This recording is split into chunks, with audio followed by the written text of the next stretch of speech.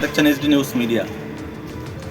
রাজ্যের ছেলে নিখোঁজ প্রায় 18 দিন ধরে, এখন অবধি খুঁজে পেল না রাজ্য পুলিশ।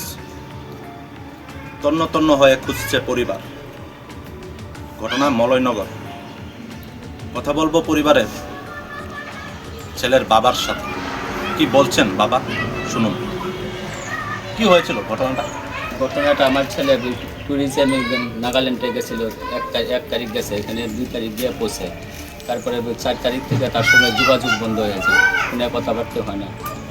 তখন আমরা সেখানে যাই 4 তারিখ। ওইখানে থানা কি কাজে গেছিল? ট্যুরিজমে ঘুরতে গেছিল। ট্যুরিজম মানে ও তো একটা যে এটা মানে শোনা যাচ্ছে পাড়া থেকে বা থেকে ওনাকে ব্লক করতো, মানে ব্লগ মানে কন্টেন্ট ক্রিয়েটর ব্লগ, মানে ওই কাজে কি গিয়েছিল? হ্যাঁ, ওই কাজও করবো। ঘুরে দেখে আসতে পরীক্ষা শেষ হয়েছে মাত্র। 12 কমপ্লিট হয়ে গেছে, কলেজ কমপ্লিট হয়ে বিকম কমপ্লিট হয়েছে। তারপরে যাওয়ার ইচ্ছা ছিল না। তারপরে বলছে ভারতেই তো যাচ্ছে, আমি তো আর বাংলা পাকিস্তান যাচ্ছি না, ভারতের একটা অংশ নাগাল্যান্ড, ঠিক আছে, তার কী হবে দিলাম থেকে এখানে গিয়ে তো আর। তারপরে নিখোঁজ হয়ে গেল। এরপরে থানায় ঘুরতে ঘুরতে আরও 3-4 দিন হয়েছে। কীভাবে খবর পেয়েছে? ফোন আসছে না, ফোন সুইচ অফ আসছে। কত তারিখ থেকে মানে যোগাযোগ বন্ধ? 4 তারিখ থেকে যোগাযোগ বন্ধ। তারপরে 6 তারিখ দেখলাম 2 দিন হয়তো লেট হতে পারে। 6 তারিখ ঘুরে আসার কথা ছিল। 7 তারিখ 8 তারিখে 7 তারিখও দেখলাম। তারপরে গেলাম থানা গিয়ে এফআইআর দ্বারাজ করতে পারি। শ্রীনগর থানা আমাদের, এখানে গিয়ে এফআইআর।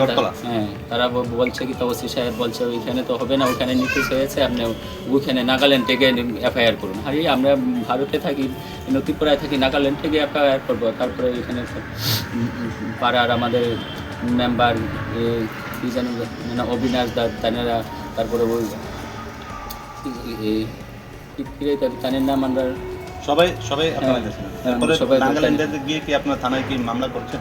নাগাল্যান্ডে আমরা যাওয়ার আগে 6 তারিখ হোটেলের মালিক মামলা করে রেখেছে। ওনার হোটেলে ছিল প্রণব দাস, ছেলেটা নায়ক খুঁজে পাওয়া যাচ্ছে না, কোথায় গেল, আসছে না, আপনারা খুঁজুন। কিন্তু 6 তারিখ থেকে পুলিশ যে কী করলো, তারপরে আমরা এখান থেকে গেলাম 9 তারিখ 10 তারিখ গিয়ে এখানে 10 তারিখ গিয়ে রাত্রে এখানে এফআইআর করছি।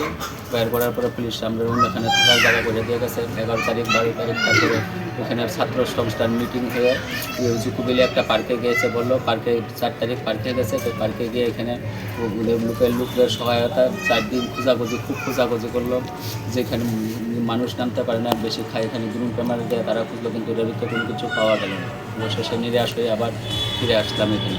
আপনার রাজ্যে এসে এখন অবধি মন্ত্রী থেকে শুরু করে মুখ্যমন্ত্রী থেকে শুরু করে যারা রয়েছে মন্ত্রী মিনিস্টার, আপনি কি জানিয়েছেন?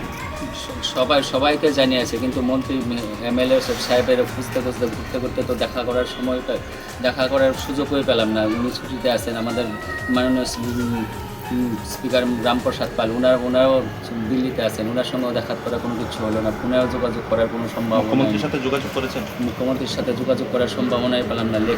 চিঠি লিখে দিয়ে আসছি 19 তারিখে আমাদের দুর্গাবস্তি।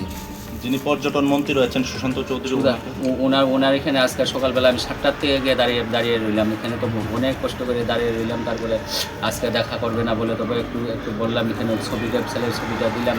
তারপরে বললো এখানে পিসে কোনখানে বাড়ি লেখে রেখে যাও, কিন্তু রেখে যাবে। ভাবলাম মুখে কথা বলে আসি। তারপরে বসে রইলাম এখানে। সেন্টারটা বলছে 12টার সময় বাড়িব। 12টার সময় ওনার সঙ্গে আর কথা হলো না। ব্যাস মিটিং আছে বলে চলে গেল। ওইখানে কাগজগুলি ফেলে রেখে আসলাম সেন্টারের কাছে। একটা ঘটনা আজকে থেকে বিগত 1-1.5 মাস আগে রাজ্যের এক যুবক দেরাদুনে নিখোঁজ ছিল। তারপর মৃত সংবাদ এসেছিল, নিয়ে রাজ্য তোড়পাড় ছিল এই আন্দোলন নিয়ে। যে জায়গায় আপনার ছেলে প্রণব দাস আজকে এতদিন হয়ে গেল এখন অবধি কোনো কিছু করি, কি বলবেন বিষয়টাতে? কিভাবে দেখছেন এই বিষয়টা? কি দেখবো, আমাদের বাঙালি সমাজ, আমরা বাঙালি বা কোথায় গেল, আমাদের ছাত্র সমাজ, কলেজ কমিটি, তারাই বা কোথায় গেল, এগুলি তো দেখার বিষয়। আমরা সাধারণ মানুষ, আমি কাজ করে দিনে কাজ করে ভাত খাই, ওখানে গিয়ে যে পয়সা লাগিয়ে কিছু করবো আমার দ্বারা সম্ভব নয়। এখন আমি কী করতে পারি? আপনি এখন লাস্ট কী চান? আমি লাস্ট এটাই চাই, আমাদের মাননীয় মুখ্যমন্ত্রী, আমাদের স্পিকার শ্রী রামপ্রসাদ মহোদয়ের কাছে এই চাই, আমার ছেলেটাকে যাতে জেতা বা ফিরে আনার ব্যবস্থা করে অতি সত্ত্বর। এছাড়া আর কিছু চাওয়ার মতো, এই ছেলেটাই আমার যা কিছু করার, সংসারে একটু আয় উন্নতির দিকটা দেখো, তাছাড়া আমার আর কিছু নেই, আমাদের পরিবারে আর কিছু রইল না, মৃত্যু ছাড়া আর আমাদের কোনো উপায় নেই। আমরা কী করবো আর আমরা জানি না এখন আর।